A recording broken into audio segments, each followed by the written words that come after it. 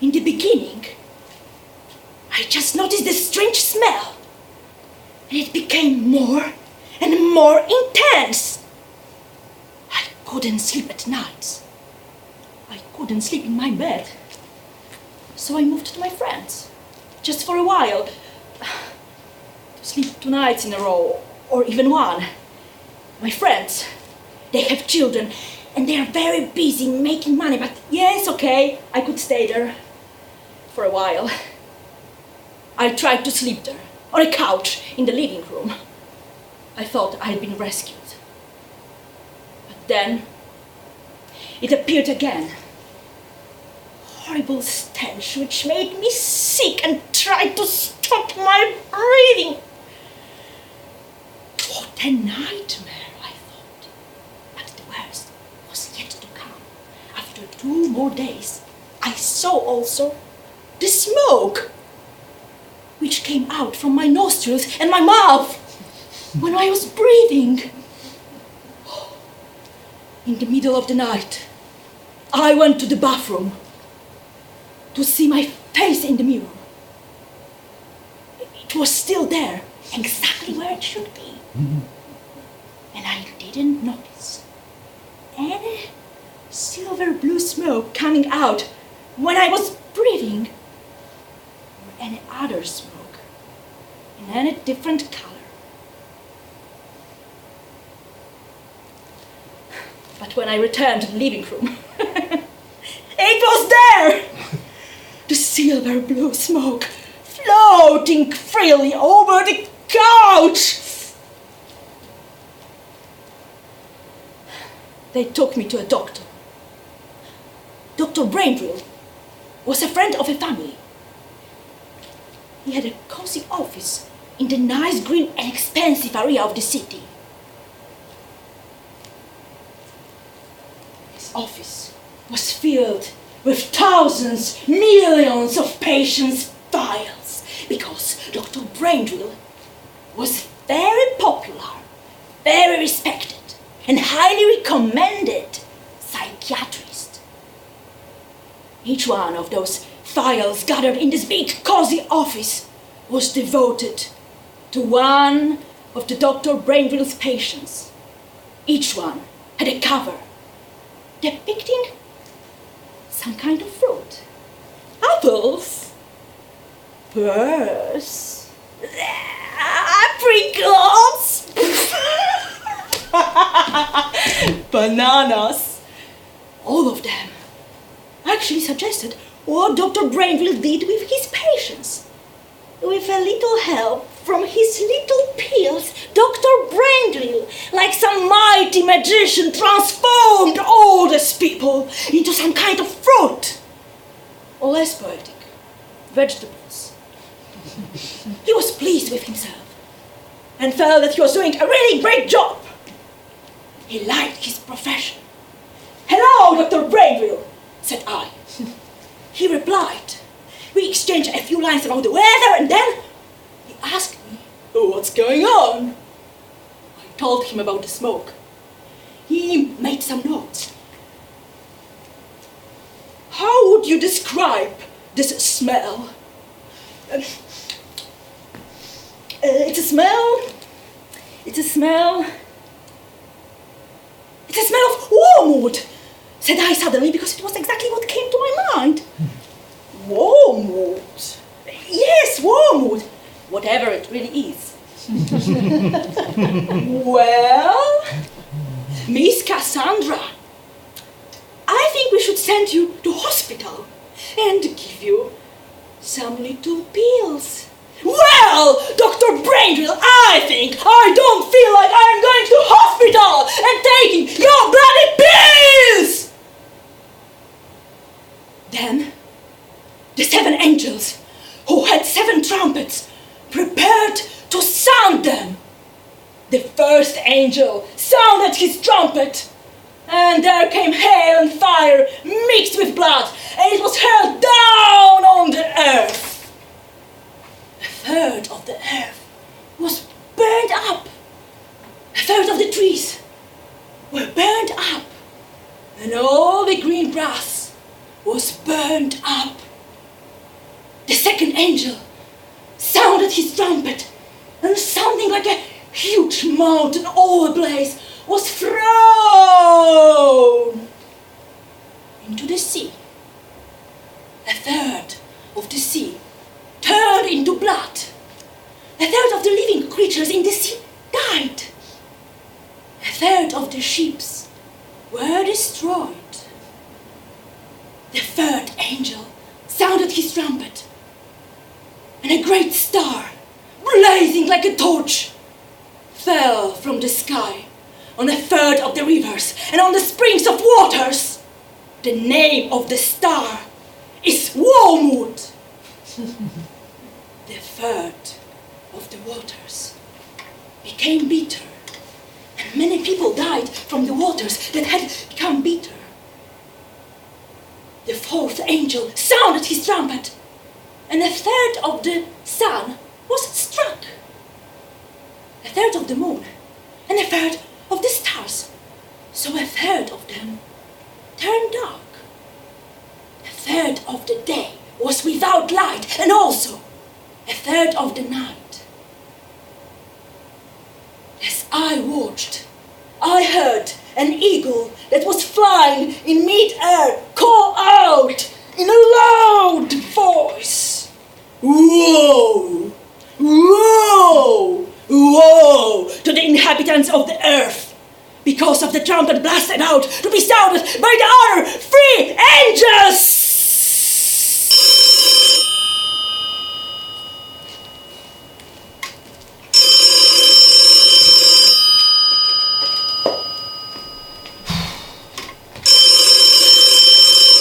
Hello.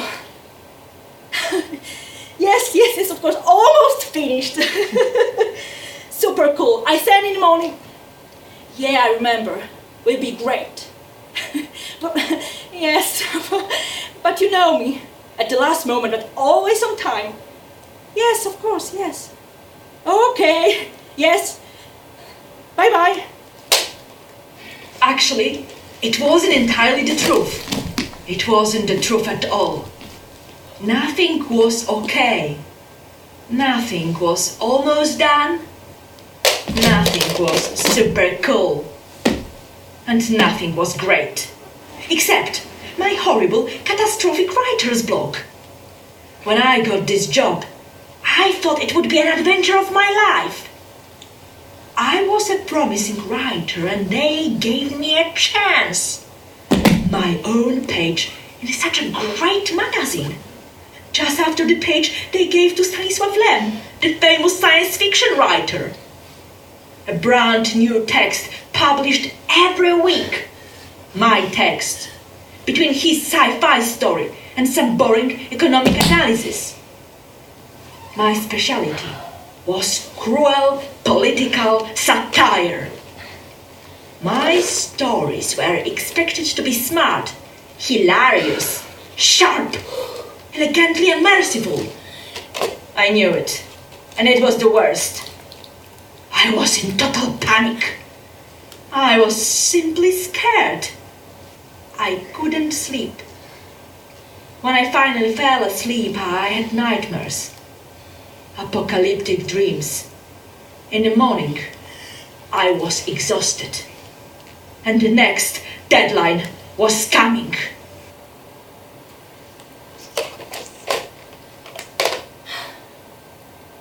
I feel so stupid. How to create a great idea? How to be smart enough to sell it? How to sell yourself? Oh heavens, I would do anything to achieve this. Anything and everything!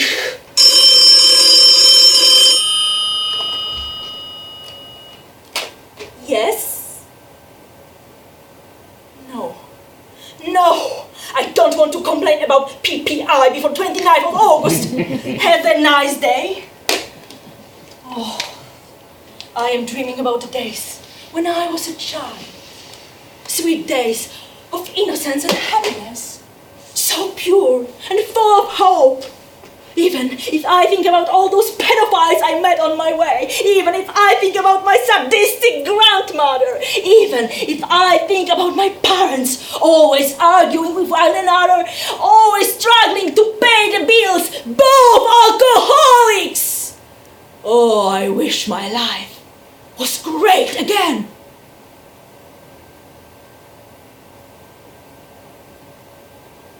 What's this?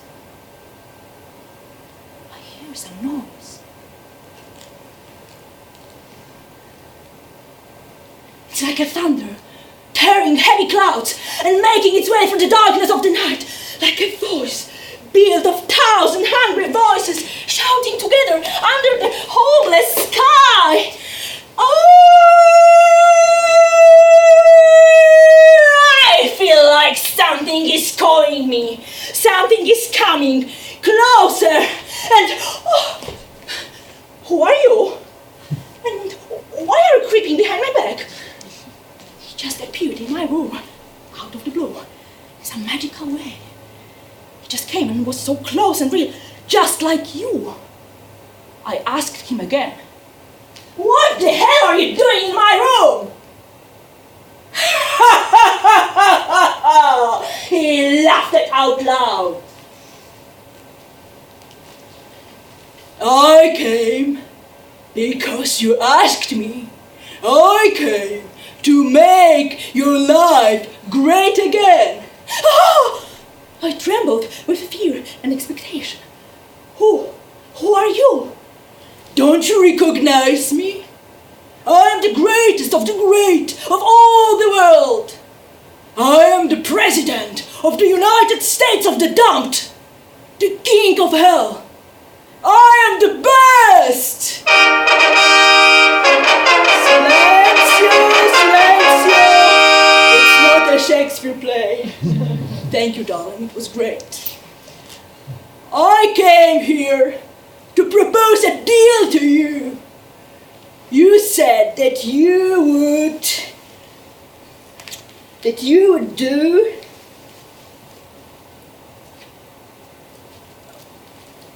anything and everything to achieve this. Is it true? Oh, well, you know, yes or no, deal or no deal. But actually, what do you want from me? Oh, nothing special. It will be a great deal.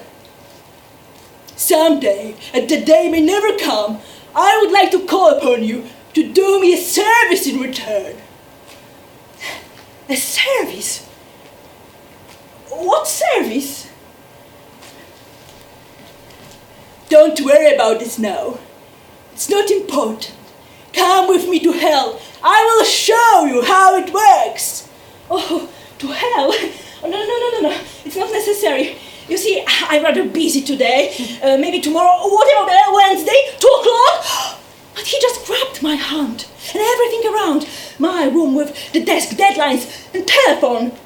became more and more blurred, and then started to fade and fade away. And finally, everything just completely disappeared. Instead, I saw some dungeon place crowded completely with people. They were like a savage wave, like a swelling vortex, going with impetuous but rather mechanical vigor, like thousands tiny parts of some enormous sinister machine or mad organism. These people clashed and scrambled furiously to be together. Oh, some of them almost losing their shoes and suitcases. Tell me, my master, who are these sinful souls, and what kind of crimes they are committed to be in the hell like this? It's the first zone in the morning. The first zone. The first circle of hell. I mean the first zone of the London Underground. Central line in the morning. It's real hell. That's why it's marked with red. But people don't know about it. I looked at the human vortex again, astonished. Does it really have to be like this? This is only because London is still in the European Union. But people don't know about this. Did you know about this? I wanted to say something clever in return. But there was no time. We just flew away. Now, I would like to show you something really great. My true inspiration. Look at this. I looked, and I saw some long construction made of stones and stretched out upon a really vast area. It's a Chinese wall. It's great. It's really huge. I like China. I would like to build something like this everywhere, in every town, in every village. It makes everything simple. It divides everything in half. Us and them. You know, this kind of things. It always works. Simple but effective. It's our to be or not to be. But finally, we landed. Where are we now? It's hell, my kingdom. This? It looks like a normal office with desks, chairs, files, working people. Exactly. This is the office of hell. Did you think that we don't have any administration, any management level? But these people, they don't look like devils. They aren't. They used to be artists, very creative. But then frustration came. Alcohol, drugs, nervous breakdowns. And finally, we made them an offer. This is how it works. They usually agree. And what they are actually doing here? They are working for us, mostly, writing scripts. But we have also a lot of simple paper office work. At the end of the judgment day, it's just a simple office. Scripts? Yes! We like to know what's going on. Who will say when, what and when, and who will do this or that? Oh, you decide about everything here? Not exactly. We have also the council board, which makes decisions, and then these decisions are sent to departments and to writers. Writers write, strictly according to instructions, which also bears the potential responsibility to a large extent on every level. But we need people with potential. We need people who know how to write a piece to achieve the expected results. We need people like you. But these people, they can write anything they want. Yes, but people usually do what they are expected to do, or they are told to do. Besides, we have censors, But, to be honest, we haven't had any problem with this so far. Writers usually censor themselves. Okay, you've seen a lot.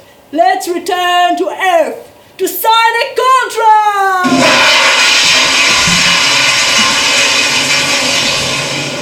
What? Sign here with your blood. Oh, what? We are making a great deal. Oh, what deal? I've told you, someday, and the day may never come, I would like to go. I don't want to make any deal with you. You are insane. So what? Sign here with your blood, and everything will be great. You will be one of the mightiest, most powerful men of this planet. Well, there's one problem. I am a woman. Don't worry. Doesn't matter. We can make you an operation. It's not a big problem. Sign! No. Never. Miss Cassandra, we need you to make this universe great again, and it will be great. Go away. Young lady, be careful. You can't talk to me like this. Go away, or I warn you, I am the most powerful white heterosexual male in this universe. Don't you know what that means, you stupid girl? Everybody is afraid of me. Go away. Apaga! Satanas! And this is how it happened. In short, he just disappeared. And I finally returned to my room. And it was so great to be here again, with all my mess and my books and books. And my little treasure. Dull Gretchen. The famous painting by Peter Bruegel the Elder in the style of Hieronymus Bosch. Yes, what was hanging on my wall was the original artwork from 1563, which I had stolen from one of the museums in Antwerp when I was working there some years ago.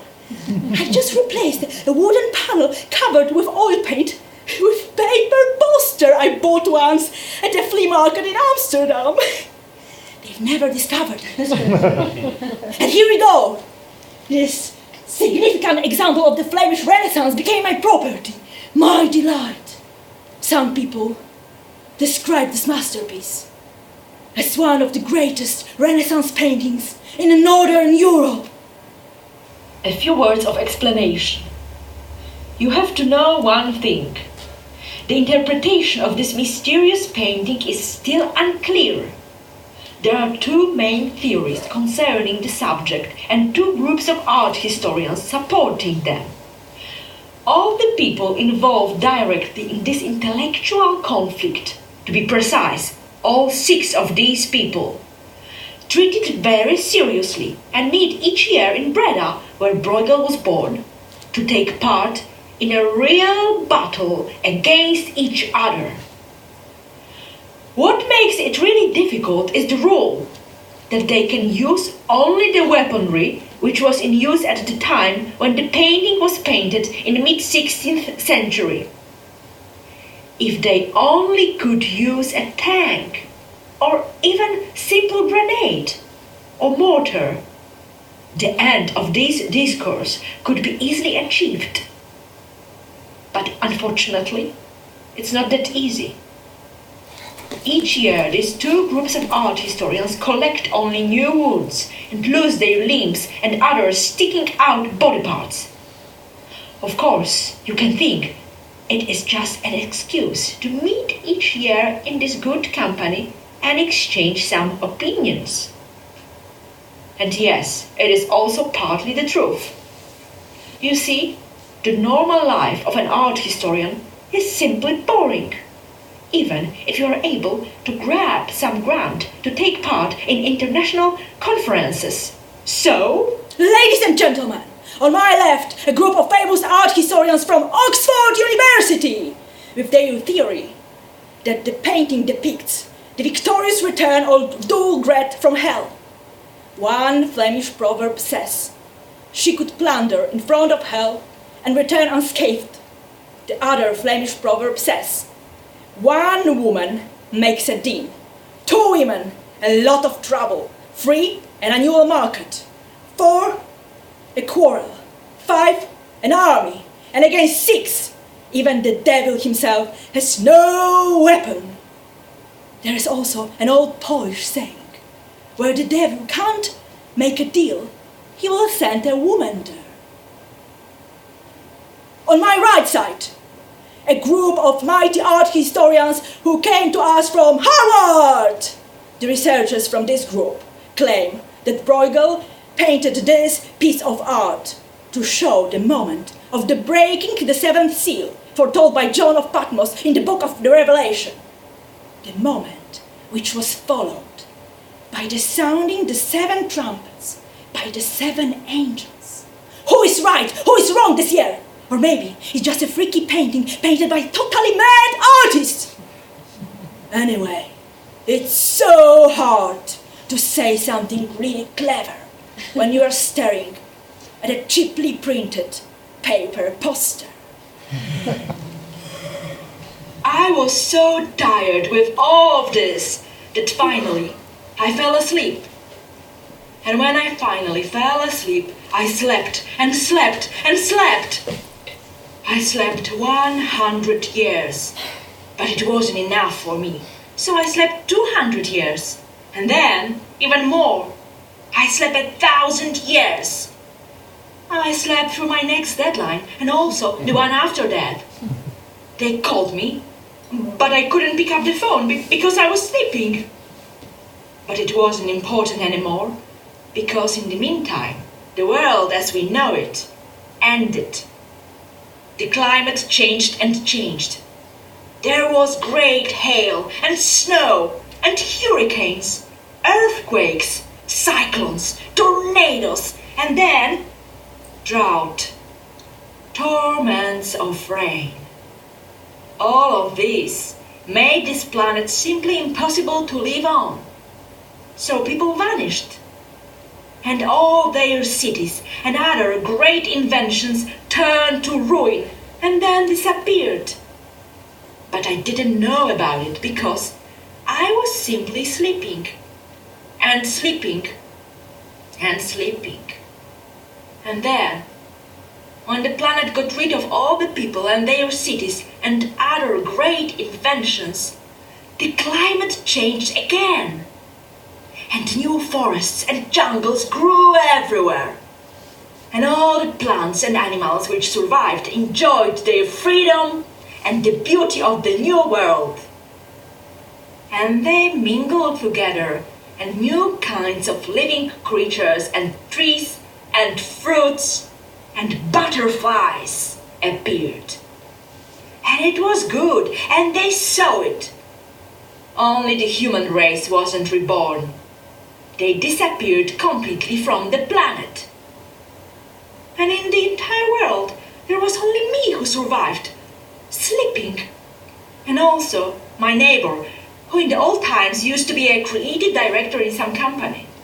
He also fell asleep before the hackathon, tired as hell with his deadlines. And he also slept and slept hundreds and thousands of years. And one day, we both coincidentally woke up and saw what had happened. And we liked it, because we were both a bit misanthropic. And we both started to explore this new place under the heavens, which was now like a gigantic savage garden. And one day, when we were both coincidentally taking a stroll, we just bumped into each other in this wilderness. And we really bumped into each other because in all this apocalyptic mess, we had both lost our glasses. Or maybe they simply vanished after 1,000 years, which is a normal time span for plastic to decompose. Oh, hi, hello. I didn't know that you were here. I mean, I had no idea that anybody was here. Oh, I thought actually maybe it would be nice to talk sometime about things, you know. Oh well, la-di-da, la-la. This is how simply our romance started. Falling in love was easy. Maybe because we were the only ones who survived in the whole planet. Or maybe because it was our destiny. And we became lovers, and we enjoyed it. And we never decided to have children. Maybe because they are slightly annoying and making a lot of noise. Maybe I was just simply too old to have them. But we adopted some creature which was like a mix between a little white dog and a penguin. And we decided to stay in this paradise forever, which was also easy because actually there was nowhere to go, and we both didn't believe in God, so there was nobody to kick us out of it. And one happy day, we made a pledge to each other. Promise me, my darling, that you will never ever invent a wheel, a box of matches, an electric chair. I promise, he said. And I liked it. And you, my sweetheart, promise me that you will never ever invent a knife, a war, a human resources department. I promise, I said. And we both liked it. And we lived together forever in this paradise, in the never-ending world of our happiness.